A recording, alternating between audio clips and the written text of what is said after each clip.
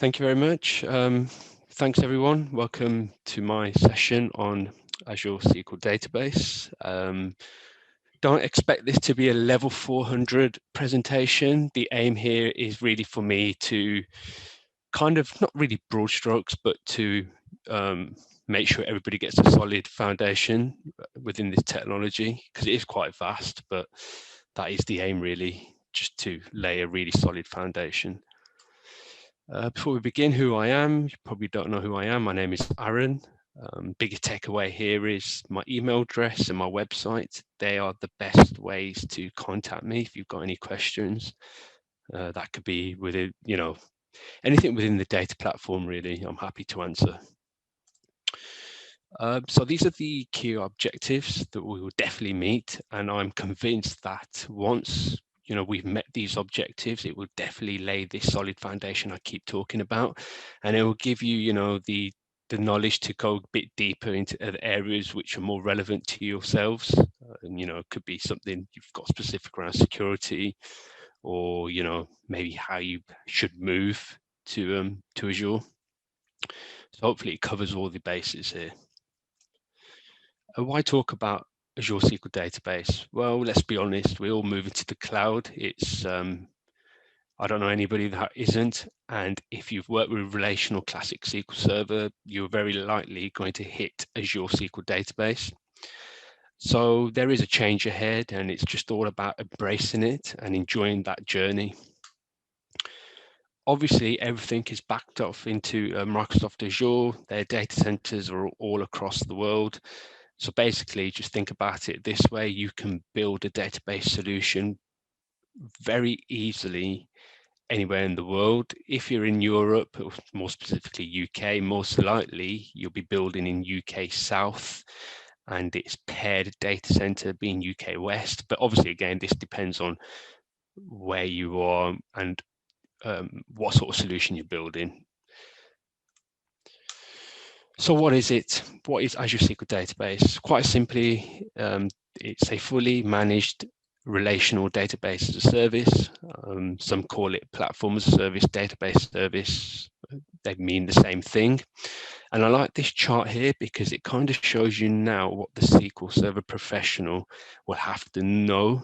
We know about all these physical and virtualized SQL servers we've come to know and love, but these blue boxes here indicate the kind of things that we can build in Azure. The infrastructure as a service is literally SQL Server in Azure virtual machines. That is something obviously we won't be covering today.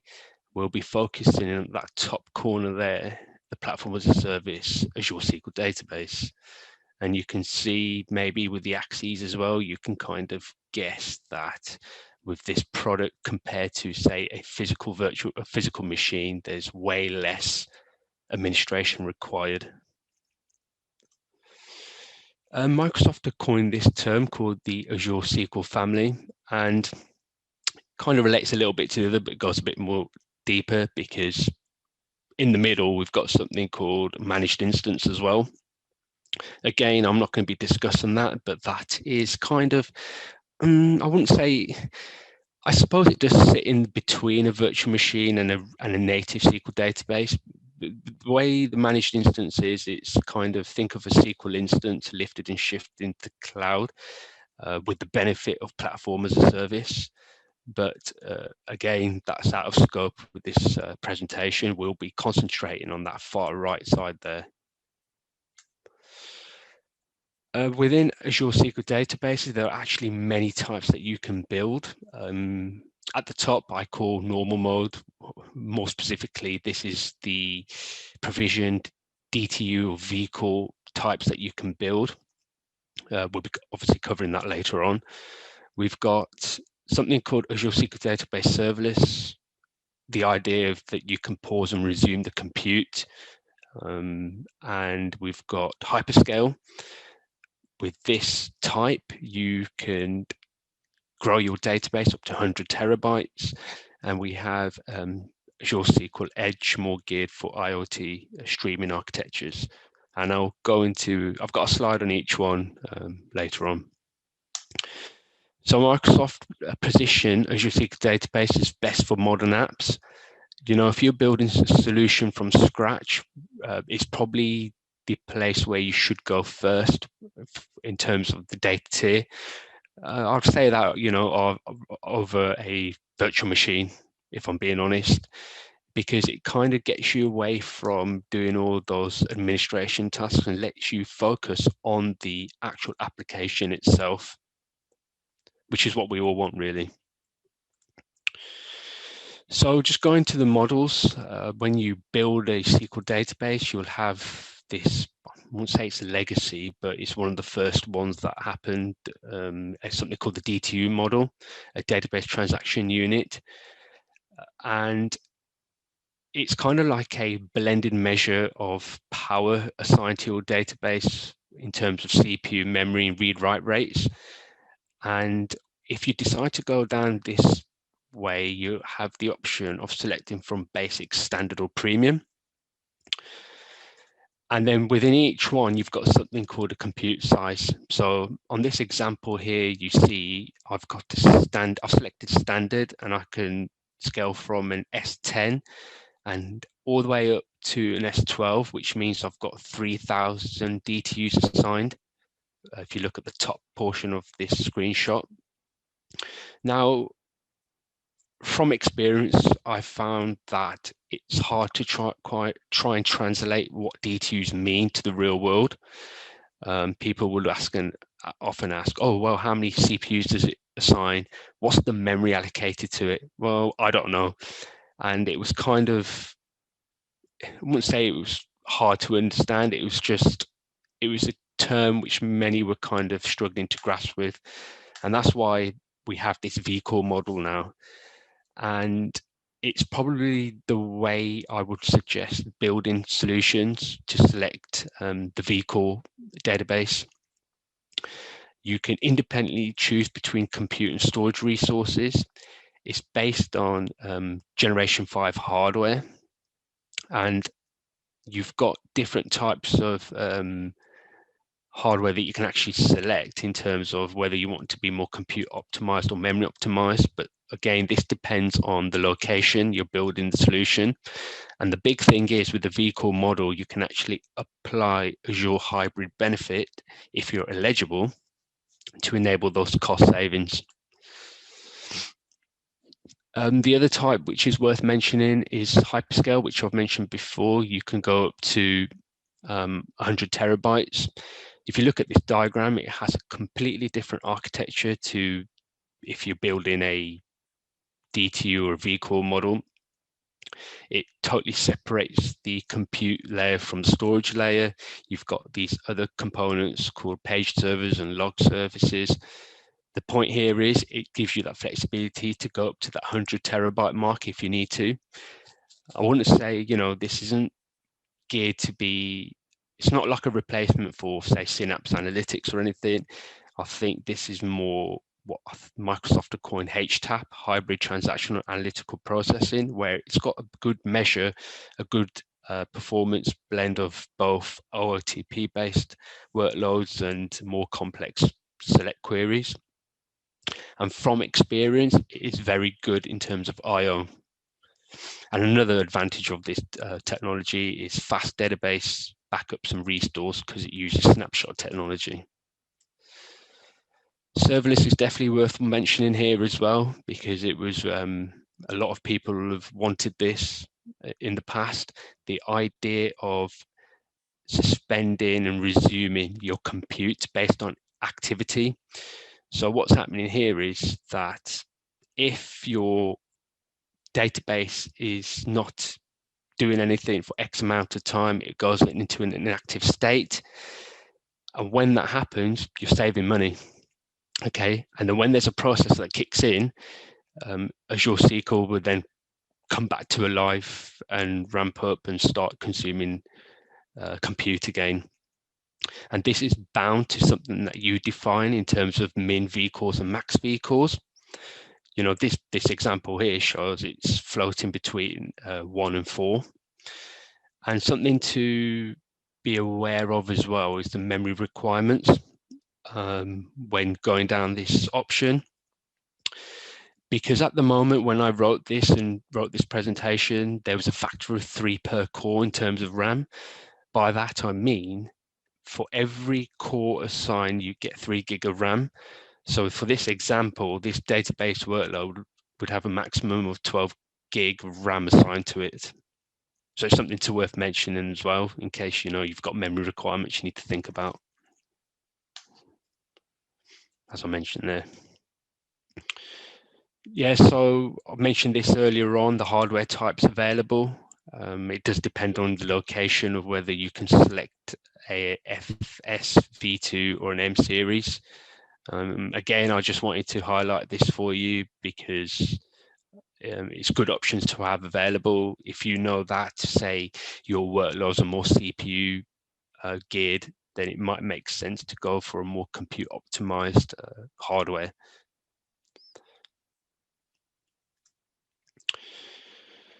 Because we're moving into platform as a service, I get asked a lot of what DBAs can't do. Don't forget that we're not talking about VMs here or managed instances. This is the native, raw, the main platform as a service. So this is just a small list of the important things I think I get asked about what you can't do, and there's nothing here that shouldn't really surprise you. From stopping and starting services, you won't be able to do low-level stuff like change lock pages in memory settings, auto server configuration settings, and things of that nature. So when you are thinking about moving to Azure from an on-prem, my favorite technique is to use a PowerShell script that you find if you download the data migration system tool from Microsoft. And it's a 2-step process. The first step is basically a PowerShell script which would run against an active workload, which will be on-prem. And you let that run for X amount of time, longer the better really. That will generate some output. That output then becomes input into step 2, where then it will generate a SKU recommendation chart. Based on what was going on the on-premises SQL Server, it will tell you this database will be suited to this sort of compute level and so forth. And it's a really good starting point. I mean, it's kind of what I follow, and over time I probably had to tweak them due to just the nature of the workload, but it's a very good starting point and I thoroughly recommend it. So once you kind of know what SKU you want, I would say the first thing to do is to create an Azure Logical SQL Server first. Now, it's a logical SQL Server. You don't get billed for it. It's just, think of it as a home for your databases, and it's your entry point into getting connections into your databases. There are some limits to be aware about, as you can see in red there on the right side. You can only have up to 5,000 databases per server, and also there's an allocated amount of DTUs and vCores per server as well. Some important features of Azure SQL Database. These are what I call, the real benefit of moving to this technology. Automated backups. There's no need to have in-depth DBA teams sitting there optimizing your full differential transaction on backups. Microsoft do this for you. That also means that they give you the ability to do point-in-time restores from the portal as well. Active geo-replication is possible to globally distribute databases across data centers with a couple of clicks of a button, which is really powerful. And another benefit that I think is really important is advanced data security, which, if I remember correctly, Microsoft have badged this now as Azure SQL Defender. Important backup points, you'd probably be wondering. As soon as you create a database, Microsoft will issue a full backup under the covers. And then from there, the full backups are weekly. Your differentials are taken between every 12 and 24 hours, and your log backups between every 5 and 10 minutes. You do have the ability to configure long-term backup retention if you require to do so, but that is something that you will have to do yourself. Failover groups. So I mentioned earlier on that it's possible to build out active geo-replication. So just look at this as an abstraction layer above that, where you can group multiple databases together, place them into a group on a primary server, and you basically say, I want this collection of databases to be replicated as a group to a secondary location. What this means is in the past, what I've had to do with active geo-replication manually is I would have to change connection strings myself, because we would never have the ability to have a read-write listener endpoint. As you can see at the bottom here, that endpoint doesn't know whether I'm on the primary or secondary. So it's kind of like an on-prem DNS router. And also you've got access to a read-only listener point as well. So a couple of techniques to think about when moving to the cloud. My number one go-to, as I mentioned before, is the data migration assistant tool. So obviously you would get the PowerShell scripts with that as well, but you will definitely need access to this tool at a minimum to carry out an assessment. There is no point trying to move to the cloud if you've not done an assessment, because you'll probably get to the last stage, try to move, and it will fail due to compatibility issues. So this tool will definitely tell you what the issues are, and it will even tell you some of the steps you need to mitigate to or redesign the actual code base for you to move successfully. You don't have to use the tool to actually do the physical migration. That's up to you. But definitely it's a must to use it for an assessment perspective. If you don't want to use the tool, there are other ways. Once you are ready, you can actually have the option from Management Studio itself to deploy it automatically. If you don't want to do that, you want to be a bit more hands-on, you can manually create your own backpack from your on-prem database. You physically move that backpack to an Azure storage container, and then from the Azure portal, you can actually create the database from that backpack. Probably one of the more advanced solutions you can do is to set up transactional replication. You know, that classic publisher subscriber topology, where the subscriber will be the Azure SQL database. And what will happen is, once replication drains all the changes out and things are no longer changing, that is your window to flick the switch over to the cloud. So this is probably the only way you can do it in an online fashion. There is a lot to migration. Microsoft have done some fantastic documentation around this area, and I suggest you check that URL there, and it will tell you all the steps required to go from, say, SQL Server to Azure SQL Database, but there's other destinations and sources as well that might be of interest to you. Before we just get into security, I just want to quickly show you what the portal looks like. So I'm just going to quickly switch over to Azure Portal. I'm not going to go into an extensive demo because I'm just slightly constrained with time. I just want to show everybody what it looks like. So once you create the logical server here, Arun, yep. We can only see your PowerPoint window at the moment. Oh, sorry. I'm not sure why. 1 second.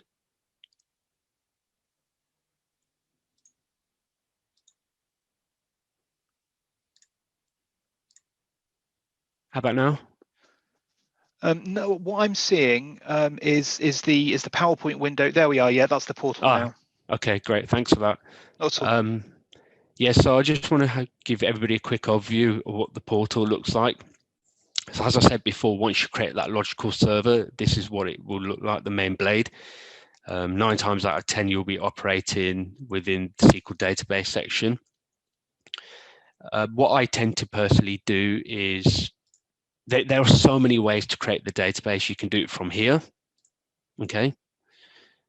You can actually go back to the main blade and create it from here and click add there. Or you can actually do it from Management Studio itself. So I just wanted to show you what it looks like and how easy it is to actually just navigate around the portal. I'll actually just go through the quick settings to show you what it looks like when you're configuring it as well. And these are where all the options are we've discussed. When you see the general purpose and business critical, this is the provision state where you can actually select your hardware configurations, Gen 5, the FSv2. I don't have access to the M series. The hyperscale we've discussed. The business critical again is the ability to where you can select the amount of vCores, or you can scale up and down the actual max data size as well. And when you're with the vCore model, this is where you can activate the Azure hybrid benefit, which if you're in an enterprise company, you would definitely want to do. I'm just going to switch back to my PowerPoint. Can you see my PowerPoint slide, guys? Not just yet. No. Aaron, whilst we wait for it to come through, we've had a question from Nige saying, can you migrate from existing DTU-based databases to newer vCore models at all? Yes, you can. Fantastic. Thank you. So it's literally a case of just going back into the configure section and just doing a scale request from your DTU version to the vCore model. Tremendous. Thank you very much. Okay, I'm just going to try. I'm having problems with the.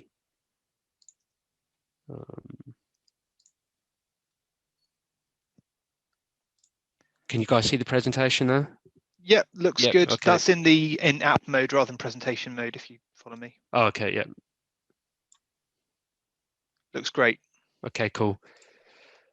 Security definitely needs its own sections. The first thing you probably need to be aware of is this concept of firewall rules and IP addresses. You have the ability to create 2 types, database level and server level.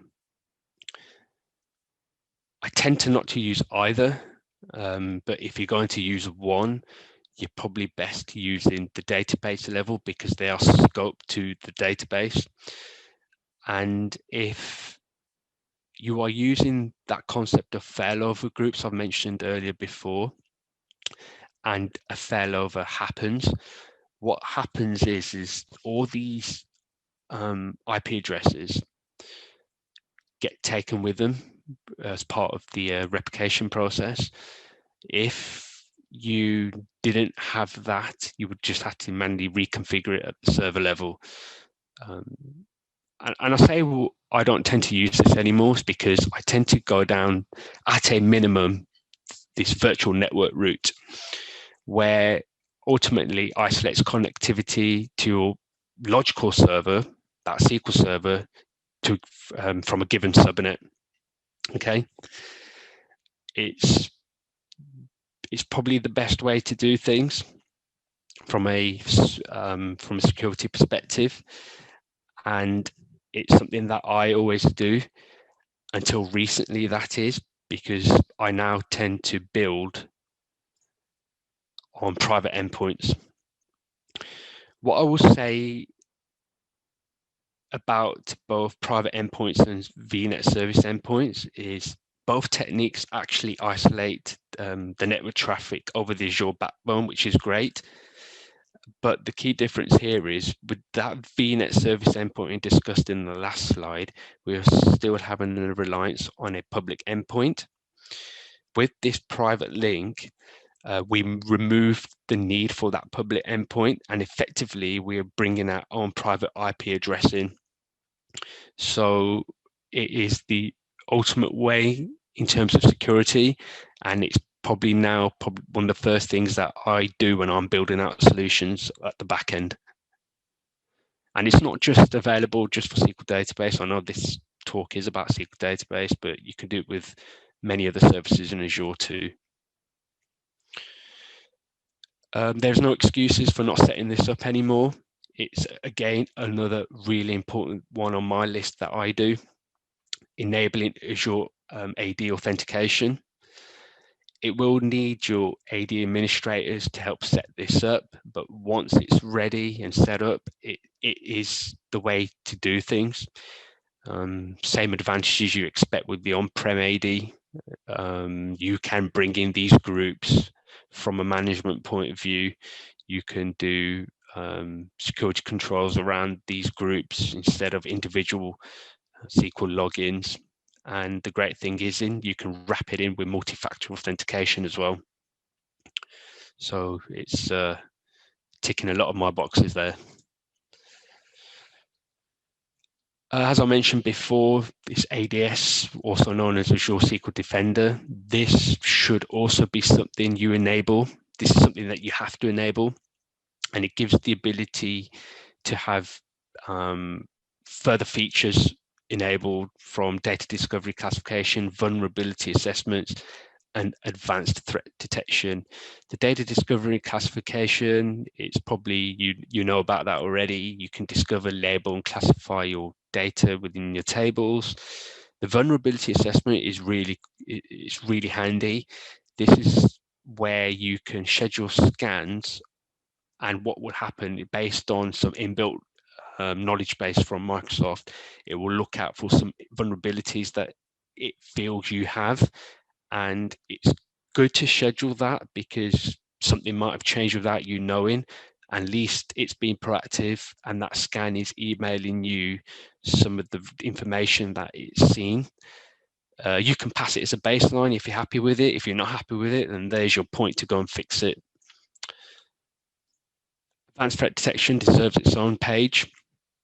Enabling it via the Azure SQL Defender is brilliant because you can't build this sort of solution yourself. It's proactive. It's there to protect you from all sorts of potential issues from SQL injection pattern attacks.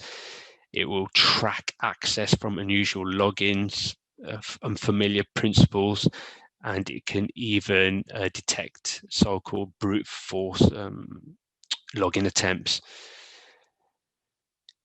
So it's worth it just for this feature in itself, and expect to get some real-time emails as well. Performance tuning. This is a hot topic in the cloud because what I call the ultimate bad combo here is not only if you size your database wrong, but if you've got suboptimal code running, you're just going to get severe performance issues, and it's more noticeable in the cloud. I've read reports that it can get to a point where your incoming request will start getting rejected if you start flatlining for this example, your DTUs, but all your core allocation as well. So it's really important to keep on top of performance tuning, and there's a few ways you can do this. You still can leverage DMVs, these dynamic management views, which you probably know and love well. On the left side, these are just a couple of examples I've got from Microsoft, which I tend to use a lot of. And these won't particularly fix anything, but what will happen, it will paint a picture of what is going on. On the right side there, it's what we love and know, database weight statistics. These are weight statistics scope to the database, not the server level. Again, won't fix anything, but it paints a picture in my mind of what is happening within this specific environment. The Azure Portal is probably where you're going to spend most of your time. The main page will show you very basic information. This is probably the right time as well to start configuring, getting a bit more information in terms of these metrics that actually interest you, because you have to map them in yourself. They won't just be there. So find the ones that are relevant to you for you to analyze. You will probably spend most of your time in something called the Query Performance Insight tool. Now, this is where you have the ability to actually drill down and find the actual T-SQL that is causing the issues, which is very handy. The only thing I will say about this is that you cannot see the execution plan. You have to go and find that yourself manually through Management Studio. You have the option of enabling something called automatic tuning.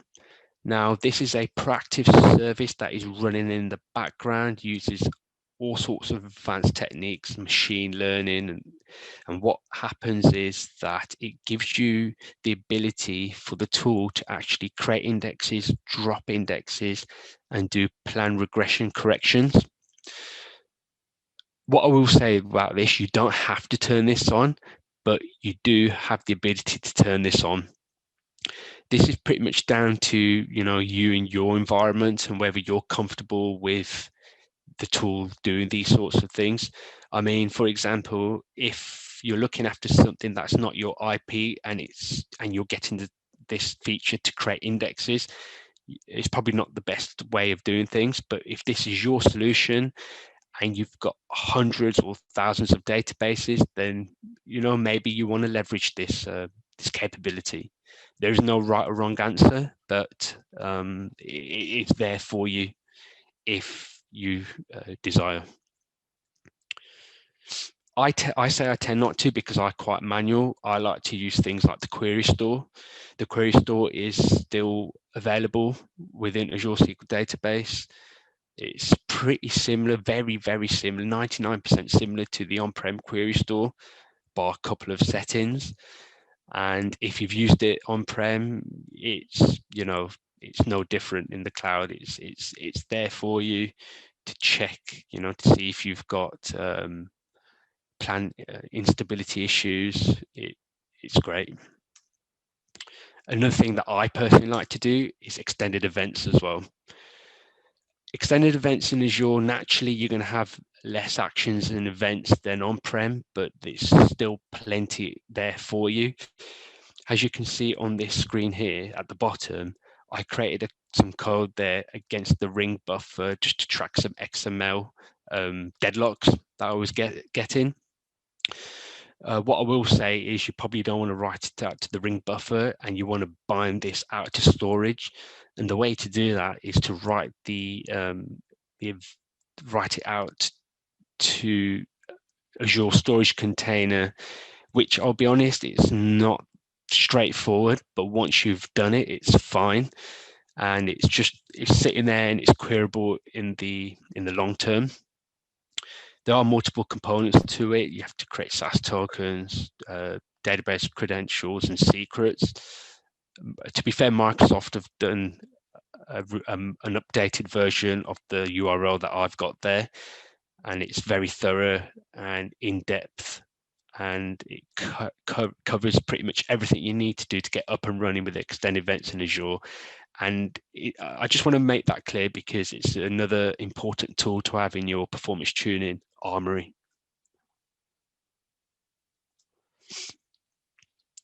CHECKDB. So if you know about SQL Server, you'll know about CHECKDB, checking logical physical integrity of your database. Now, this is a great debate within the technical community. You can see on that left side on that DTU chart there, I flatlined the DTUs because guess what? You do have the ability to run CHECKDB. But the question is, should you? Technically speaking, this is Microsoft's responsibility, and they actually say, you know, it is their responsibility. They have many techniques that they use to make sure that there is no corruption, as I've stated here on this screen. But, you know, it doesn't stop you from running it. You know, I personally don't, because it's a database as a service, and I'd rather concentrate elsewhere. But I know many people run mission critical systems on Azure SQL databases that run it. There is no right or wrong, but Microsoft's stance is that they will actually, you know, corruption is their responsibility. And if there is corruption, what happens? Well, what happens is that if they can fix it without any downtime, any data loss, without any issue, they'll just do it. If it's catastrophic, I believe that they will get in touch with you and work with you to and find out a mitigation path. I've been using this product for 6 years and I've never had that, touch wood. So working with Azure SQL Database, you know, hopefully you've got a whirlwind tour there of what people expect from you. I kind of break it down into these areas, and if you can get comfortable with understanding the different tiers of compute sizes, the design and how you would go about migrating, and once you're there, making sure it's secure and always keeping it performant, I think it will give you a really solid foundation to build successful solutions against Azure SQL Database. And I think I've left a couple of minutes spare for any questions I have. Thanks, Arun. That was really, really interesting. We did have a couple of follow-ups actually to that question earlier, which I think you could probably helpfully answer for us. Sure. In fact, the question is withdrawn them, but said that they'll contact you directly. So Okay. Don't worry about that. I've got a couple of questions, if I Sure. may. Yeah. You talked about HTAP processing sort of models in Hyperscale, and I know this presentation wasn't about Hyperscale. Yeah. But I wondered about the applicability of Azure SQL Database to analytic workloads, that sort of thing. Yeah, I mean, when I said that, it was more the case. It's quite rare, in my experience, to have a purely fast-based OLTP system that's, say, I don't know, 20 terabytes. Mm-hmm. What I think Microsoft have done there, I think they've done really well. They've kind of got a sweet spot between, say, a full-on OLTP database and a MPP-based architecture like Synapse. Mm-hmm. So I found it gave me best of both worlds. Right. Where I needed the balance of both, really. Mm-hmm. Thanks. You also mentioned that you showed us the query, I forget what it was called, query insight tool, something like that. Query performance insight, yeah. Query performance insight, thank you. And you said that execution plans aren't available there. Do you know if that's something that's on Microsoft's roadmap? Because I'm sure that you know, as you say, you know, there'll be a lot of people who are interested in finding those there rather than having to hunt around for them. I'll be honest, I think I asked about 2 years ago, and still no. Not to my knowledge. Okay. It's a good question. It's probably something I'm going to personally find out as well. I can't believe there isn't a question on a feedback forum somewhere. Do you know what I mean? I think there is. I think that's what probably probed me 2 years ago to ask as well. It's just, I'm not sure, you know, if it's on their backlog in terms of, you know, if it's up there in terms of priority. Okay.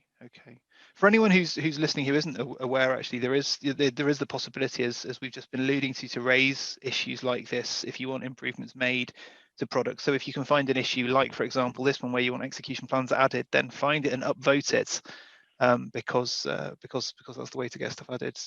Would you agree, Arun? Oh, absolutely. Yeah, they're very open to suggestions, if I'm honest. Great stuff. We've had a question pop up in the chat here. Which was recommended. First of all, the question is, the way the question's worded is Azure Data Migration Service or DACPAC/blob server storage. I guess that's a question about the recommendation between the two approaches that you described there for migration. Yes, sorry, what was the question?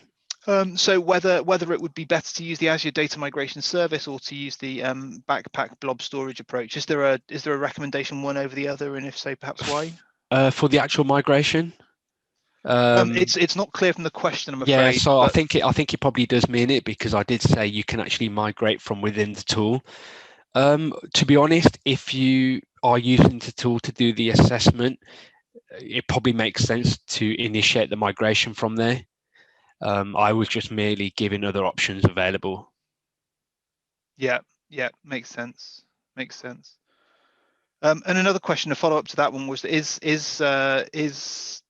so I've got here, is DACPack faster than DMA? Does that make sense to you? Again, I'm just reading the question out of the chat, I'm afraid. Technically, I think they're doing the same thing underneath. Okay. I'm not sure. I don't really have any specific timings, if I'm honest. Another question that's just come in. I think I know the answer to this one actually, but I'll leave it for you, of course. Which is, can you write T-SQL code within an Azure DB to refer to objects in another Azure SQL DB? Cross-database queries. Cross-database queries. That is not supported. Okay. Just out of interest, do you know if that's something that's on the radar? No, I don't think so. If you want to do that, you have to go down, well, definitely virtual machine, and I'm semi-confident you can do that in managed instance. Right. Yeah, I think for people who are used to on-prem instances, and I can say this from my own personal experience as well, that's one of the sort of initial surprises, I think, is discovering that you can't do that. Yeah, and I think it's one of those reasons why I think a lot of people tend to move, if they have that requirement, that is, and they can't refactor, managed instance could work there. Great stuff. Great. Okay, and then finally, someone's asked if the slides for this can be made available. Do you have a website where you host these? Yes, I do. I will update. I think I have an old one on my website at the moment under my presentations tab. I will get that updated. Okay, great stuff. And is your website address easy for us to remember, or can we tweet it out for you? It's www.blobeater.blog. Okay.